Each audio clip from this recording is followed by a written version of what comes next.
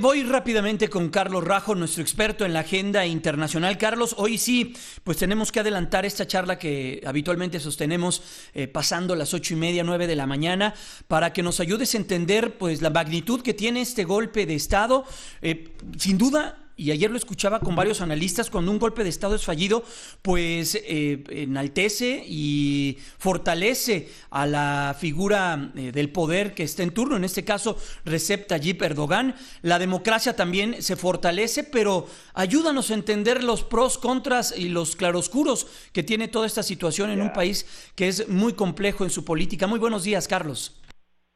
Has dicho buenos días, Jaime, has dicho 2 o 3 cosas ahí fascinantes en esta introducción. Primero, la palabra enaltece. Segundo, la palabra que te dijera, no estoy seguro si fortalece la democracia. Y tercero, los claroscuros. Todas esas cosas son fundamentales. Lo último nos llevaría todo el día. Hay demasiados claroscuros, no solo en este incidente, en este intento de golpe de Estado, sino que en explicar la situación interna y geopolítica de Turquía. Pero además de eso, lo primero que decías, que enaltece, es decir, la palabra enaltece, la connotación no necesariamente positiva.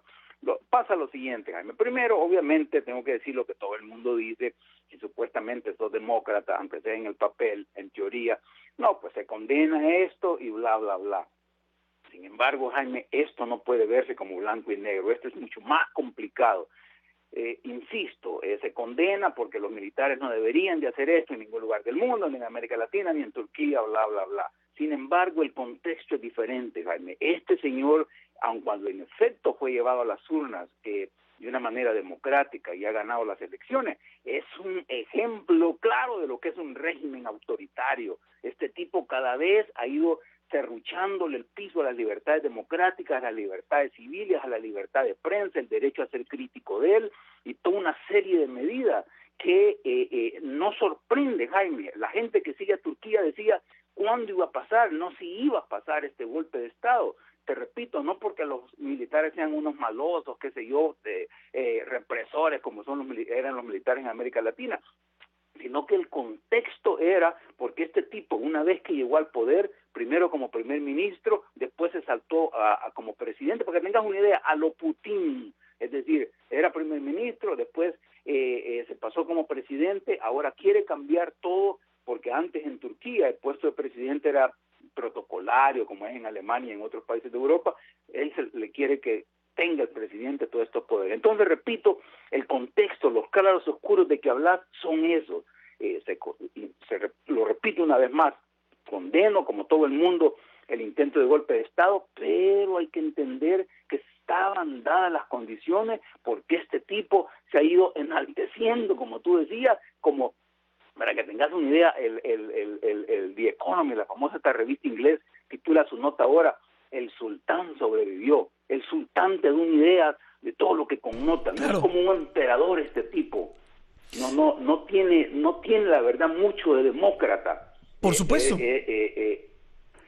Ganó las elecciones, pero se aprovecha el haber ganado las elecciones para, insisto, ir acotando las libertades civiles. Esa es la introducción a esto complejo. Continuamos platicando con Carlos Rajo, nuestro experto en la agenda internacional. Carlos, varios temas. ¿Qué representa tener pues esta inestabilidad política en un país que pues está en medio, que es el puente entre Asia y en Europa, el occidente, en una situación geopolítica muy compleja? Vimos lo que sucedió en Niza. Ojalá también nos puedas hacer algún comentario sobre este acto terrorista de una manera brutal y bueno, pues tomando la manera más simple, un vehículo arrollando a la gente. Ante eso, pues cualquier grupo, cualquier inteligencia de cualquier nación, por muy poderosa que sea, pues es sin duda un reto sumamente importante. Un país políticamente hablando con esta inestabilidad, en una zona que es políticamente hablando muy inestable, con un tema de inmigración, con Siria a un lado, con una Rusia pues enfrentada políticamente hablando con Turquía. Uf, qué cóctel, ¿no, Carlos? No, en efecto, Jaime, antes de entrar a lo geopolítico, terminemos o abordemos un poco lo interno. Esto va obviamente a fortalecer a Erdogan, el presidente, y casi con seguridad, Jaime, lo que va a pasar es que el tipo se va a ver obligado, no solo por las circunstancias políticas, pero porque es mucho en su tesitura de gobierno, le va a dar duro, le va a dar de golpes a los militares, no va a limpiar el ejército y qué sé yo, ahí no andan con mucha ceremonia, no te matan aunque seas general, ¿no? Es decir, han habido ya un montón de casos que los meten presos y largas condenas, o los pueden matar si los condenan a la muerte, si consideran de que han traicionado a la patria, y él obviamente lo llama traidor. Es decir, en el corto plazo lo que va a hacer es fortalecer el régimen, el gobierno de Erdogan, que insisto, llegó a las urnas democráticamente, pero eso no quiere decir que no tenga serios cuestionamientos.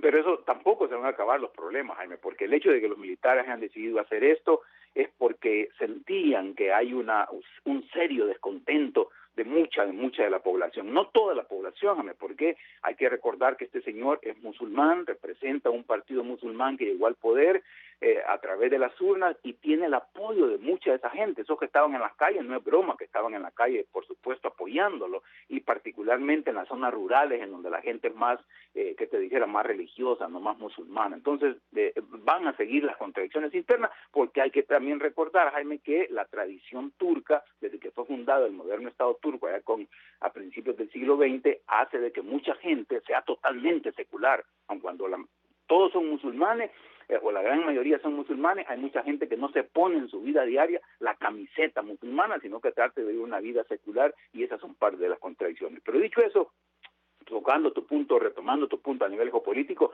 es explosivo, Jaime. Turquía es clave, no solo porque es ese puente que tú mencionabas entre Europa y Asia y el Medio Oriente, sino porque además está pegado a Siria, y ya sabemos que en Siria hay una guerra civil, en Siria como parte de esa guerra civil es donde ISIS ha tomado territorio, en donde ISIS entrena a todos estos jóvenes que llegan a aprender terrorismo para después regresarse a Europa y poner bombas o matar gente de otra manera. En fin, ISIS es obviamente donde Estados Unidos y todos los grandes poderes occidentales están combatiendo. Entonces Turquía es clave en eso, porque a través de la frontera turca-Siria se pasan las armas a estos que están combatiendo a ISIS. Pero además Turquía tiene el problema de los kurdos, que también los kurdos es una nacionalidad que existe dentro de Turquía, pero también hay kurdos que están en Siria y Turquía los está apoyando. En fin, Turquía tiene relaciones con Irán, tú lo decías que está peleado con Rusia porque Turquía derribó el año pasado un avión ruso. En fin, es increíble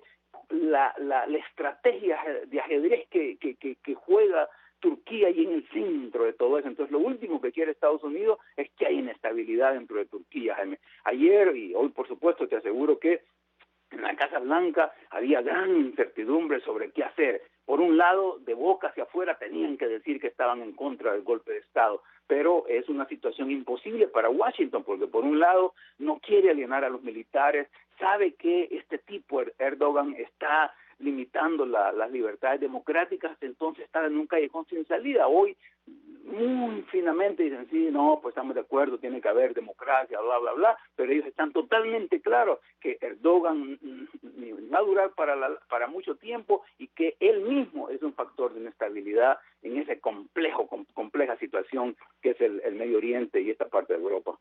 Carlos, rápidamente y aprovechando que estás en la línea, ¿qué decir de lo que sucedió en Niza? Bueno, en primer lugar, a veces lo hemos tocado, Jaime, son estos freelancers. Este tipo aparentemente no tenía ninguna conexión con ISIS, sino que él mismo se fue radicalizando. Es gente que a través del internet o de lo que sea retoman la ciudad de ISIS, similar a los tipos de la pareja que es de San Bernardino en California, y nos señala, Jaime, y tú lo adelantabas un poco, es imposible para los servicios de seguridad saber sobre todo estos posibles terroristas. Es decir, este tipo no tenía ninguna ficha, ningún folio, folder en los aparatos de seguridad franceses. Entonces es casi imposible que puedas detectar. Vamos a tener que adecuarnos a esta modernidad que vivimos ahora, que vamos a estar sujetos de que en cualquier lado puede pasar algo y ojalá no nos toque, qué sé yo, pero es imposible literalmente blindarse ante estos posibles atentados. Y segundo, Jaime, me llama la atención, ayer lo decía alguien con el que comentábamos, de que en muchos países, no recuerdo si en México existe esto, que tenés estas grandes macetas de concreto que parecen de adorno como macetas, pero al mismo tiempo, estoy hablando de macetas de 1 metro o algo más, al mismo tiempo son barreras indirectas para este tipo de ataques contra los trailers o cualquier camión o vehículo. Me extraña que en esta gran explanada en donde caminaba la gente ahí en Niza, en el puerto, no hubiese, a la par de la playa, no hubiese algún tipo de barrera en la idea de que algo pudiese suceder. Pero obviamente a partir de ahora te aseguro que en todo el mundo, en todos los lugares, así como hay en Barcelona, cerca de las Ramplas y todo eso, van a empezar a poner este tipo de barreras para que sea imposible literalmente a alguien utilizar un vehículo como este tipo que manejó por 2 kilómetros sin ningún obstáculo, más que la gente que iba dejando muerta. Carlos, aprovechando nuevamente el viaje y que estás aquí, Mike Pence, hoy 10 de la mañana será presentada la fórmula Donald Trump y este personaje de Indiana, ¿verdad? ¿Gobernador de Indiana? Correcto. ¿Qué decir? Básicamente, Jaime, se cubre 2 cosas. No era la primera selección de Trump, Jaime, casi se lo han impuesto. Él hubiese querido que fuese Newt Gingrich o el gobernador de New York, Christie. La razón por la que escogen a este señor, es un señor conservadorón, duro, aburrido, lo escogen es porque uno, el liderazgo del Partido Demócrata, del Republicano lo exigió. Querían a un mayor de edad, a alguien serio ahí, que fogueado en la política, este tipo fue por muchos años congresista, que conozca los corredores del poder de Washington, cómo se mueve Washington, cómo se pasan las leyes, cómo negocias ahí en Washington. Entonces, este tipo es una cosa. Pero vis a vis el establishment del partido, con esto contentás a esas vacas sagradas del partido que hasta este momento todavía dudan de Trump. Y al mismo tiempo te cubrís las espaldas con los religiosos, ¿no? Los evangélicos, que son parte fundamental de la base ahora del Partido Republicano. Este tipo es bien visto por ellos, está en contra del aborto, está en contra de los matrimonios gay, en fin, todas las cosas típicas de los conservadores duros. Este tipo marca las X y es por eso que lo llaman. Entonces, resumiendo, se cubre las espaldas Trump con el liderazgo del partido y con las bases religiosas.